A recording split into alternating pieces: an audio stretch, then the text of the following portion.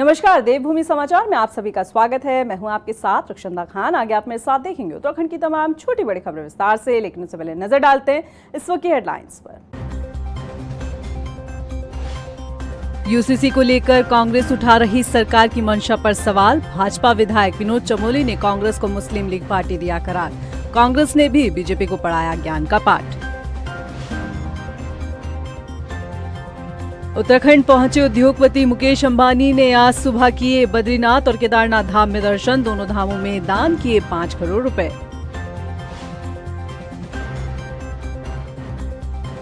दीपावली के मौके पर बड़ा उल्लू के शिकार का खतरा। तंत्र मंत्र के फेर में उल्लू की आई आफत। हिफाजत में जुटा उत्तराखंड का वन महकमा।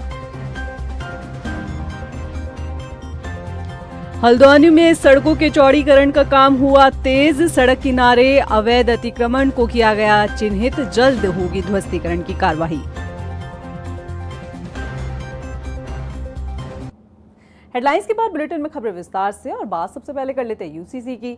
उत्तराखंड की धामी सरकार प्रदेश में यूनिफॉर्म सिविल कोड को लागू करने से मात्र एक कदम दूर है, लेकिन विपक्ष लगातार यूसीसी को लेकर सरकार पर हमलावर है, जिसके जवाब में भाजपा विधायक ने कांग्रेस को मुस्लिम लीग कांग्रेस करार कर दिया। क्या है पूरा मामला, इस रिपोर्ट में देखिए।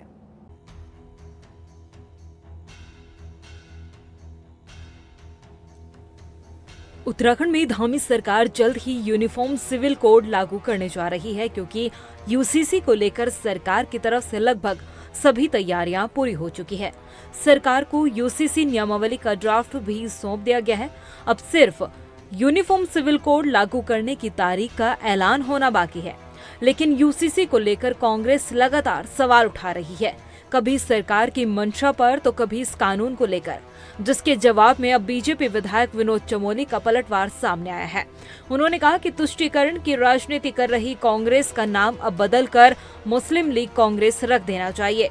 बीजेपी विधायक विनोद चमोली ने कहा कि जनसंघ के समय से यूसीसी बीजेपी के एजेंडे में शामिल रहा है, और जब धामी सरकार ने जनता से वादा किया और उसे अब पूरा किया तो कांग्रेस इसे पचा नहीं पा रही है। नहीं है, लेकिन यूसीसी हमारा एजेंडा है, आज का नहीं है। ये जनसंघ के जमाने से भारतीय जनता पार्टी के जमाने जब शुरुआत हुई थी, तब से लेकर आज तक यूसीसी हमारा मुद्दा रहा है, और आज हम उस मुद्दे का समाधान कर रहे हैं। देश की जनता से जो वादा करके हमारी पार्टी आगे बढ़ी है, आज हम उस पर खरे उतर रहे हैं। इसके लिए कांग्रेस के पेट में दर्द हो रहा है। जहां तक कांग्रेस का सवाल रहा, तो मैं तो अक्सर कह रहा हूं कि अब ये जो आज की जो कांग्रेस है, ये मुस्लिम लीग बन चुकी है। ये कांग्रेस नहीं रही है। ये वो कांग्रेस ने जो कभी इस देश की आजादी के लिए काम किया होगा, ये वो कांग्रेस नहीं रही जिसने 70 साल तक यहाँ पर शासन चलाया होगा। ये कांग्रेस सिर्फ और सिर्फ मुस्लिम समाज को समर्पित कांग्रेस हो गई है। इसको अपने आप में मुस्लिम लीग कांग्रेस बोल देना चाहिए। मैं समझता हूं ज्यादा बेहतर होगा। वहीं कांग्रेस ने भाजपा पर तंज कसते हुए बीजेपी विधायक को ही ज्ञान का पाठ पढ़ा दिया। कांग्रेस के प्रदेश उपाध्यक्ष मथुरा दत्त जोशी ने कहा कि बीजेपी के नेता भूल गए हैं कि देश आजाद होने से पहले अगर किसी राजनीतिक दल का मुस्लिम लीग से समझौता हुआ और मुस्लिम लीग के साथ बैठकर किसी ने सरकार बनाई तो वो भारतीय जनता पार्टी थी।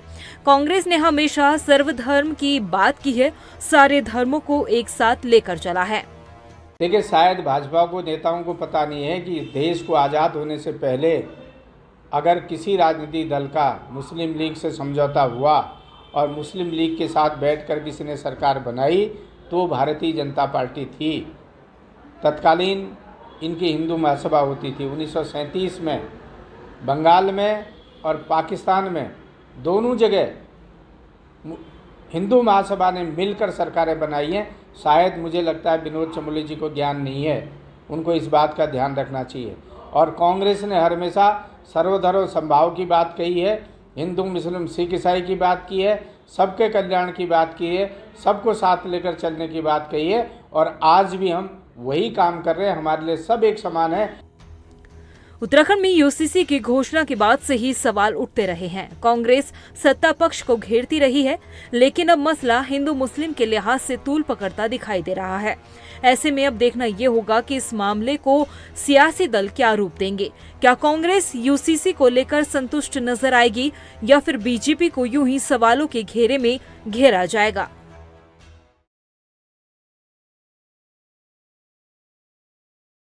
रविवार को उत्तराखंड के दौरे पर आए मशहूर उद्योगपति मुकेश अंबानी ने बद्रीनाथ धाम में बाबा बद्री विशाल के दर्शन किए, जहां उन्होंने बद्रीनाथ धाम में भोग के लिए 2,51,00,000 रुपए दान किए। और इसके बाद मुकेश अंबानी केदारनाथ धाम पहुंचे, जहां उन्होंने बाबा भोलेनाथ का आशीर्वाद लिया और 2,51,00,000 रुपए की धनराशि दान की। उधर रुड़की पहुंचे कांग्रेस के राष्ट्रीय सह प्रभारी सचिव प्रकट सिंह ने निकाय चुनाव को लेकर पार्टी के कार्यकर्ताओं के साथ मंथन किया और कार्यकर्ताओं से जनता के बीच जाने का आह्वान किया। इस मौके पर प्रकट सिंह ने कहा कि वो पहली बार उत्तराखंड आए हैं, ऐसे में इस दौरे में वो यहाँ के लोगों को जानने की कोशिश करेंगे।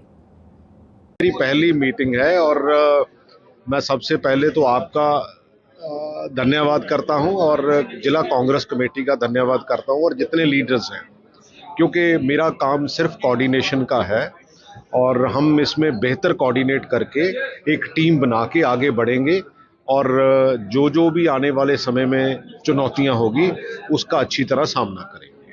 बागेश्वर के पोस्ट ऑफिस से 1.5 करोड़ रुपए के गबन का मामला सबको चौंका रहा है और इस घोटाले से गांव वालों की जिंदगी भर की बचत गायब हो गई। अब बचत के नाम पर ग्रामीणों के पास सिर्फ फर्जी पासबुक बची है और पोस्ट मास्टर गायब है। क्या है पूरा मामला, इस रिपोर्ट में देखिए। बागेश्वर की डाकघर में करोड़ों का घोटाला, लुट गई लोगों की जिंदगी भर की कमाई, जमा किए 12 लाख पर खाते में बैलेंस 12 रुपए भी नहीं। ये दास्तां बागेश्वर के 1,500 से अधिक लोगों की है। बागेश्वर के सिमगड़ी उपडाकघर में 1500 से अधिक लोगों के जरिए जमा की गई पाई लुट चुकी है। 12 लाख की सेविंग जमा करने वाले खाते में बैलेंस 0 है। 50,000 की एफडी वाले खाते में बैलेंस 20 रुपए है, तो वहीं 2 लाख की सेविंग वाले खाते में भी बैलेंस महज 20 रुपए बचे हैं। उपडाकघर में जमा लोगों की जिंदगी भर की कमाई लुट चुकी है। तकरीबन 2 करोड़ का घोटाला उपडाकघर में हो गया और पोस्ट मास्टर फरार है। हैरानी ये कि पासबुक में एंट्री भी है लेकिन खाते में पैसा एक भी नहीं। ये कैसे हुआ, कब हुआ, किसने किया, कैसे किया, किसी को कुछ नहीं मालूम। जब लोग अपने पैसे निकालने पहुंचे तो इसका खुलासा हुआ। धीरे धीरे 1500 से अधिक लोगों के साथ ठगी का पता चला तो मानो हड़कंप मच गया। हालात ये हुए कि बुजुर्गों के पेंशन के पैसे भी गायब है तो दिव्यांगों के खाते का बैलेंस भी 0 पाया गया है। पोस्टल डिपार्टमेंट के अधिकारी भी हैरान हैं कि कैसे फर्जी पासबुक खाता धारकों को मिलती रही और किसी को कानो कान भनक तक नहीं लगी। लड़की ने जमा किया था 40,000 तो और खाता मेरा नाम पर है और 40,000 में से 3,000 है। 3,000 अब हमारा तो है पासबुक, जिसका नहीं है उसका क्या उपाय होगा। दुख नहीं लगता गाँव में।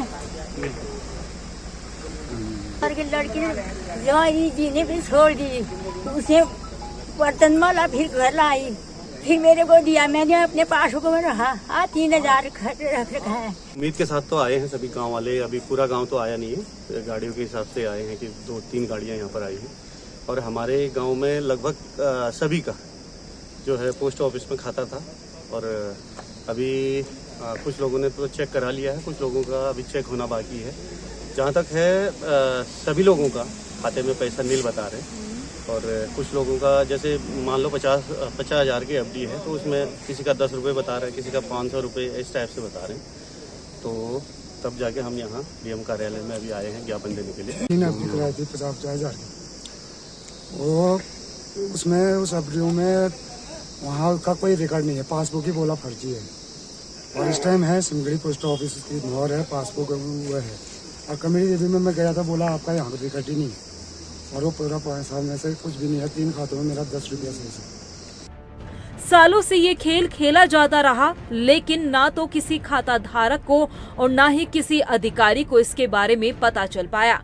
यूं पाई लुटने के बाद अब जब ग्रामीण डीएम दफ्तर में गुहार लगा रहे हैं, लेकिन खाता धारकों को पैसा कैसे और कब मिलेगा इसका जवाब किसी के पास नहीं है। बस अभी सिमगड़ी गांव के लोग आए थे तो उनके द्वारा ये शिकायत की गई है और ज्ञापन दिया गया है। इसमें सिमगड़ी में जो उप डाकघर है तो वहाँ पर इस तरह की अनियमितता का संज्ञान अभी हमारे द्वारा लिया गया है और उसमें हम लोग उच्च स्तरीय जांच करेंगे और जो भी दोषी पाए जाएंगे उनके खिलाफ सख्त से सख्त कार्रवाई की जाएगी। इस पूरी घटना ने डाक विभाग की कार्यप्रणाली को भी सिरे के बल खड़ा कर दिया है। सवाल ये है कि क्या पोस्टल डिपार्टमेंट के अधिकारियों ने इस पोस्ट का खाता बही चेक ही नहीं किया? क्या कभी इस पोस्ट ऑफिस का ऑडिट ही नहीं हुआ? फिलहाल अब पोस्टल डिपार्टमेंट फरार पोस्ट ऑफिस की तलाश में लगा है और ग्रामीणों को कार्रवाई का दिलासा दे रहा है। दीपावली का पर्व आते ही उल्लू की जान पर आफत बनाती है और इसकी वजह से इंसानी अंधविश्वास और लोगों का मानना है कि दीपावली पर तंत्र मंत्र साधना या सिद्धि के लालच में उल्लुओं की बलि देने से लाभ मिलता है और यही कारण है कि इनका शिकार दीपावली के मौके पर सबसे ज्यादा किया जाता है। लेकिन उल्लू को बचाने के लिए वन विभाग ने खास तैयारी की है। दीपावली का त्योहार आते ही तंत्र मंत्र के फेर में उल्लुओं की जान को आफत बन जाती है। आफत की वजह कोई बीमारी या प्राकृतिक बदलाव नहीं बल्कि इंसानी अंधविश्वास है। दरअसल इस अंधविश्वास के चलते कुछ लोग दीपावली पर तंत्र मंत्र साधना या सिद्धि पाने के लालच में इन उल्लुओं की बलि देते हैं। माना जाता है कि दीपावली पर तांत्रिक काला जादू करने के लिए उल्लू के अंग का इस्तेमाल करते हैं, जिससे धन संपदा पाने के साथ ही वशीकरण और गंभीर बीमारियां दूर करने का दावा किया जाता है। और इसी अंधविश्वास के लिए दीपावली पर उल्लुओं की डिमांड बढ़ जाती है। डिमांड बढ़ने के साथ ही इसके शिकार की संभावना भी कुछ ज्यादा हो जाती है, जिसे देखते हुए उत्तराखंड वन विभाग ने भी प्रदेश भर में उल्लुओं के शिकार की संभावना को देखते हुए अलर्ट जारी कर दिया है। लच्छीवाला, मालसी, आशा रोड़ी और झाझरा के जंगलों में उल्लू पाए जाते हैं और इन जगहों पर अब अलग अलग टीमें बनाकर रात्रि गश्त बढ़ाने के भी निर्देश दिए गए हैं। ये बिल्कुल नहीं होना चाहिए, क्योंकि मान्यता है कि उल्लू जो होता है वो लक्ष्मी जी का वाहन है और देवभूमि में हम तो इस चीज़ को बहुत मानते हैं। तंत्र मंत्र में बिल्कुल विश्वास होना नहीं चाहिए।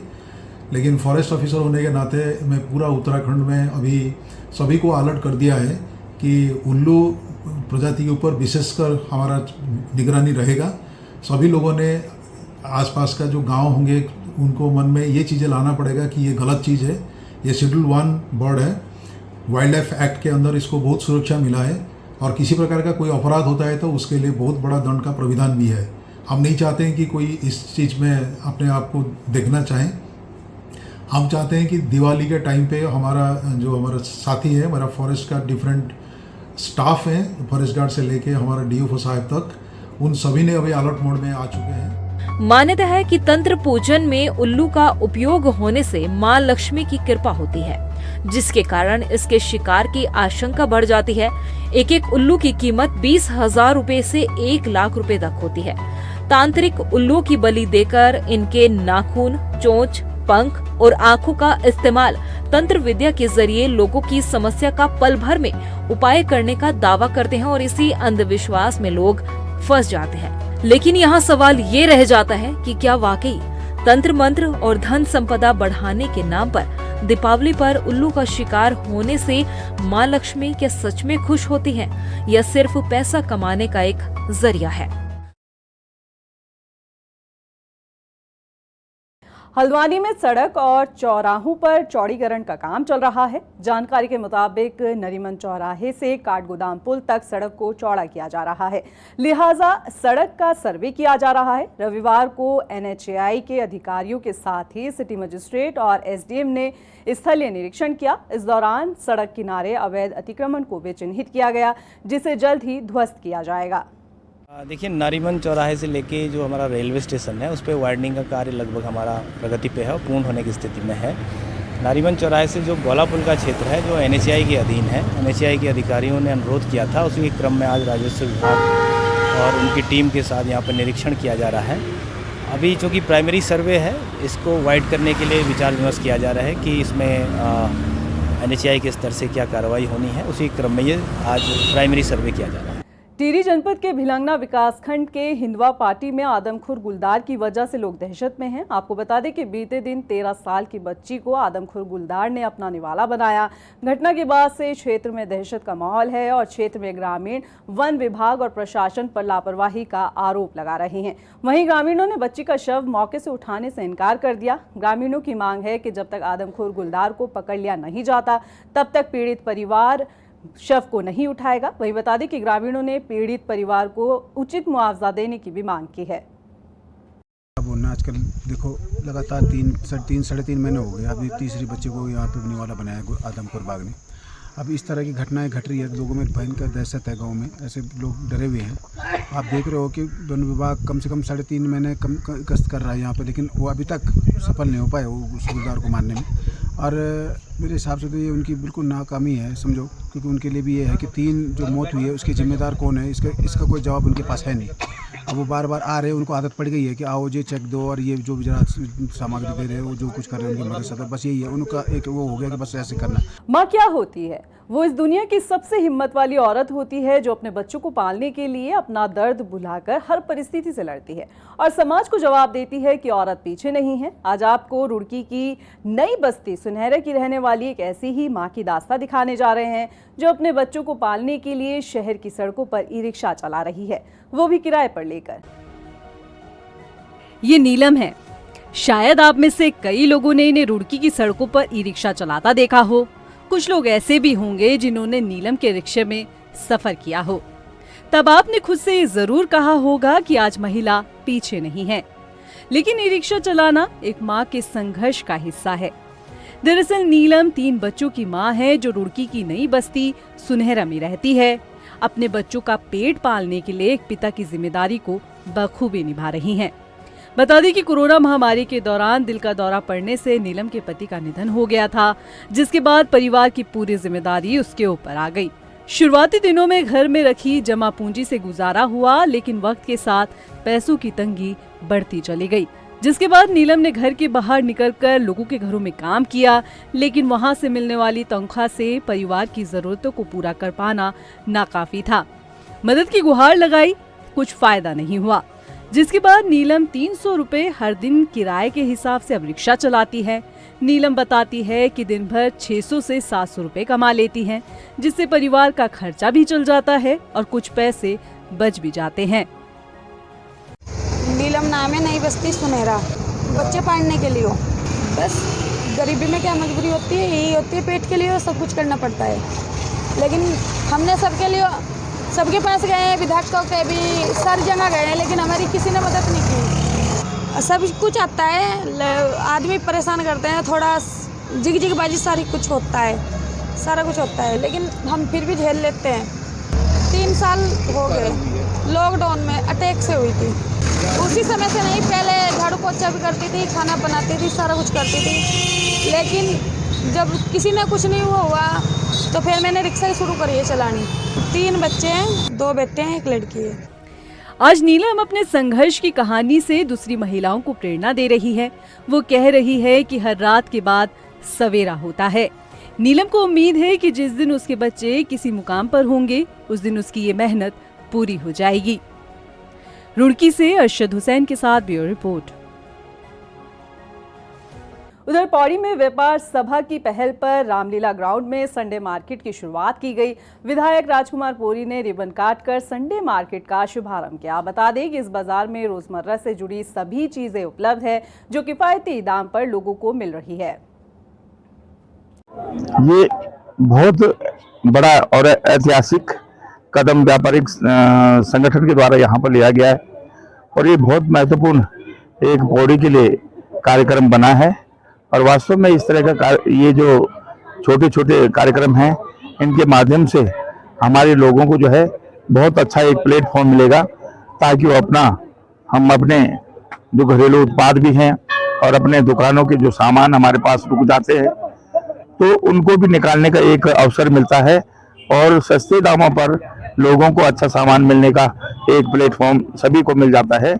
नरेंद्र नगर के रामलीला मैदान में रामलीला का मंचन किया जा रहा है, जिसे देखने के लिए बड़ी संख्या में लोग पहुंच रहे हैं। आपको बता दें कि इस रामलीला की खास बात यह है कि इसमें राम, सीता, लक्ष्मण, भरत और शत्रुघ्न जैसे सभी पात्रों को बालिकाएं निभा रही है, जिसे लोग काफी पसंद कर रहे हैं।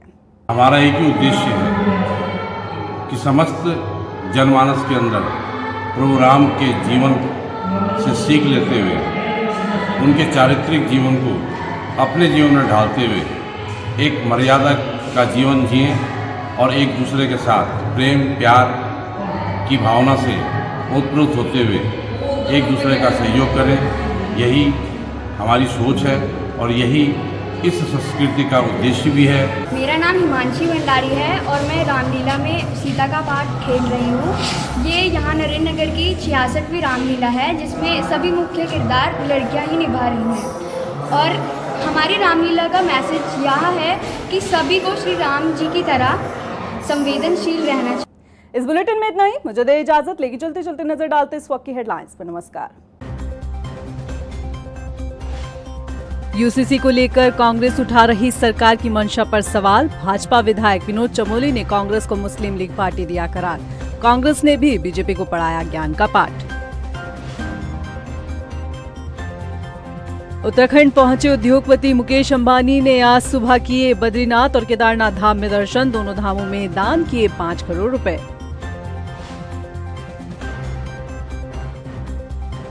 दीपावली के मौके पर बड़ा उल्लू के शिकार का खतरा। तंत्र मंत्र के फेर में उल्लू की आई आफत। हिफाजत में जुटा उत्तराखंड का वन महकमा।